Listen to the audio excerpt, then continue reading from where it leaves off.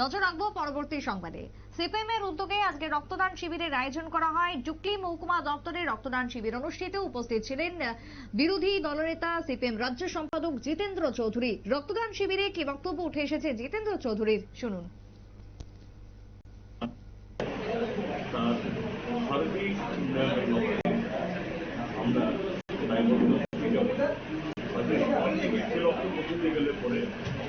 আমাদের কর্মী, আমাদের সমর্থক, আমাদের ক্যাডার, তাদের সেরকম কমিটমেন্ট করতে হবে।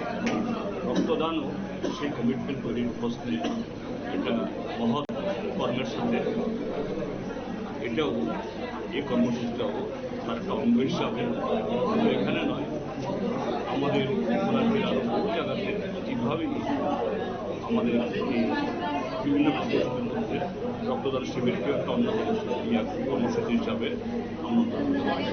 আচ্ছা স্যার ভালো লাগছে যে আমাদের পার্টির কর্মী সমর্থকরা স্বতঃস্ফূর্তভাবে এই অবস্থায় আমি তাদের সকলেরই সুস্বাস্থ্য কামনা করছি এবং আমাদের রাজ্যে এভাবেই আমাদের পার্টির যে আহ্বান মানুষের পাশে দাঁড়ানো। আপনারা শুনলেন জিতেন্দ্র চৌধুরী বক্তব্য। রক্তদান মহদান এই স্লোগান এবং উদ্দেশ্যকে সামনে রেখে আজকে রক্তদান শিবিরের আয়োজন করে সিপিএম বা বামেরা, এবং হাপানিয়াতে আজকের এই শিবিরটির আয়োজন করা হয়, যেখানে অনেকে আজকে স্বেচ্ছায় রক্ত দিলেন। ছোট্ট বিরতির পর ফিরছি, সঙ্গে থাকুন।